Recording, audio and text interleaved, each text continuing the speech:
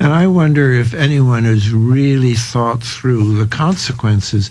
What happened in Pittsburgh is really very, very disturbing, because it's like serving notice to the American people that the age of peaceful protest is over.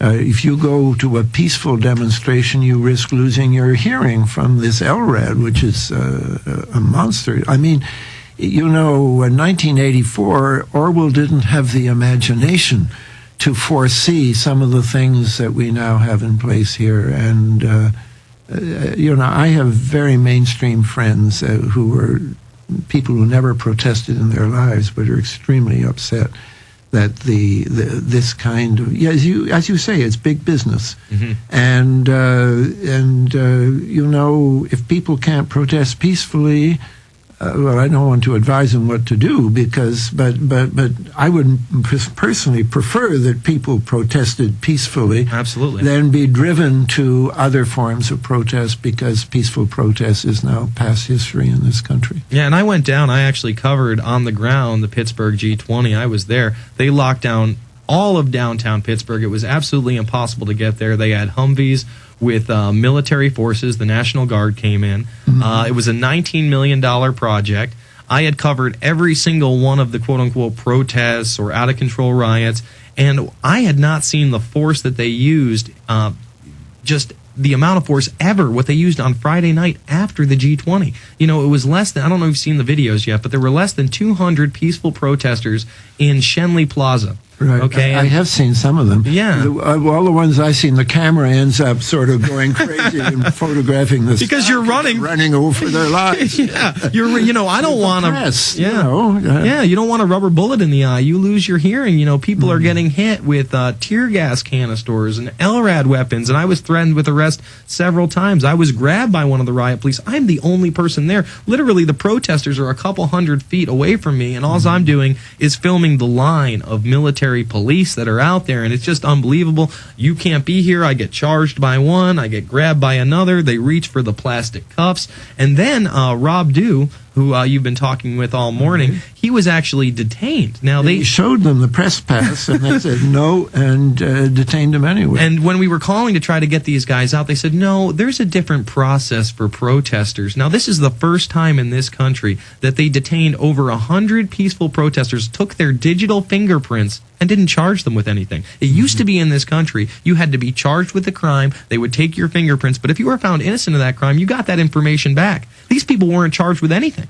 Right. It's unbelievable. They're obviously databasing the dissidents, you know, to try to quelch us from using our free speech. Like you said, it's a deterrent thing. They want to say to people, you go out and be part of a peaceful protest, and you don't know what's going to happen to you, so stay away. And that's and I just don't see any opposition to it. And I didn't see, you know, the mainstream media are writing themselves into the history books by their refusal to face these big new issues that are coming up in this country. Absolutely. And you've been one who was very critical of the Bush administration. You've gone beyond the left and right paradigm. You know that this is, you know, one control group, one establishment. So you've been pretty critical of the Obama administration as well. I want to get into how they really advanced the program, how they've advanced continuity of government, how they've advanced, you know, presidential privileges, and how, you know, this is, and these are executive orders. This is not a government for and by the people anymore. We really don't have the system of checks and balances that this country was found on. That's why we have the three different branches of government. And that's why, you know, Congress is supposed to have oversight. We don't see that anymore in this country. Right. I think there's a crucial issue, which is, I hope everybody listening to this program knows that for 20 years, Rumsfeld and Cheney were planning something called continuity of government measures. Originally, this was a quite legitimate activity. What happens if there's an atomic attack and Washington is hit by a nuclear weapon and we are decapitated, we don't have a government anymore. But Cheney and Rumsfeld changed it so it was planning to deal with any emergency, and they got an executive order passed under Reagan which redefined The purpose of COG was to deal with any emergency. And the amazing thing is, these two people went on planning for, in effect, the suspension of the American Constitution. That's what it's been called. When neither of them were in the government. But they were in the continuity of government. They were in this special thing that was set up under Reagan back in 1981 by a secret order. And there's a biography of Rumsfeld that suggests that Clinton didn't even know what was going on. And the people who were planning it, originally they were Democrats and Republicans, but in the 90s they were all Republicans. Hold that thought. We're going to be back right after this. I do cover a lot of this in my film Fabled Enemies, the revamping of the continuity of government or shadow government program. Please check it out. It's The Alex Jones Show. I am Jason Burma sitting in. We'll be back with Peter Dale Scott after this. We are back. It's The Alex Jones Show. I am Jason Burma sitting in. Joining us in studio for PrisonPlanet.tv members is Peter Dale Scott. And we were just talking about this continuity of government program, which is the shadow government. Tell us how this integrates into the new Obama administration. Continuity of government, COG, is a concept that every American should know about because it is a plan for, it's supposed to be temporary suspension of the Constitution. And as I wrote in my book, The Road to 9/11, it was instituted for the first time on the morning, before 10 o'clock on the morning of September the 11th, 2001, in response to these attacks. Now, that might have been an understandable response to an attack which they still didn't know the limits of, but that was codified into the declaration of a state of emergency on 3 days later, on September the 14th. And there is a law which says that these things have to be renewed. And so Bush renewed it as late as the fall of 2008. And then I and another, Dan Hamburg, a former congressman, we started a campaign that Obama should end this once and for all. And he had let us down. He renewed it just this last month. He's renewed it again.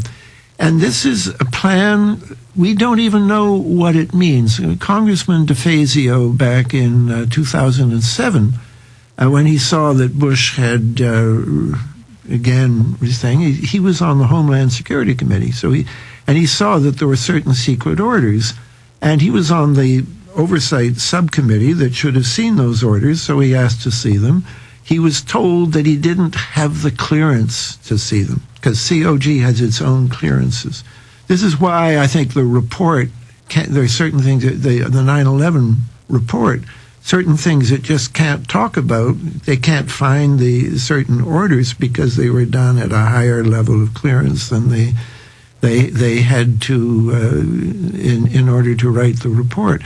Well, his whole committee wasn't able to see them, and but there's another part of the law, and I feel like a voice in the wilderness here because nobody's picked up on this, but it's right there in the law that if a state of emergency is declared, Congress must review it within 6 months and either ratify the state of emergency or close it down. So, as I say, this ex-congressman Dan Hamburg and I said, well, Congress, you've had 8 years now, and you're supposed to do it in 6 months. So, for heaven's sakes, do it. And we tried to mobilize a campaign to get everyone to write to their congressman. And one congressman wrote back and said, well, that provision of the law is no longer operative because it has been overridden by, guess what, continuity of government. Well, this is the whole issue of, as you said, 3 branches of government and checks and balances. If a small group of people, 2 of whom are not even in the government, can set up a new set of rules which are brought in under the shadow of this attack on September the 11th, and Congress is told that they can't review it when the law says that they must review it, we have a disturbing situation. And when nobody in the media, I say there's the mainstream media, now we have the mainstream internet too, and then we have people like you and me. The mainstream internet has not picked up on this, but this whole thing should be looked at, and Congress should, first of all, should find out what secret rules are being put in. I mean, somebody in Congress should have the right to do that. We have an intelligence committee that can look at what the CIA is doing. I would have thought that Homeland Security would be the people who could see what are the secret rules to deal with Homeland Security. This is, I think, a kind of line in the sand whether we're going to go on having a tripartite constitutional frame of government or not. Well, unfortunately,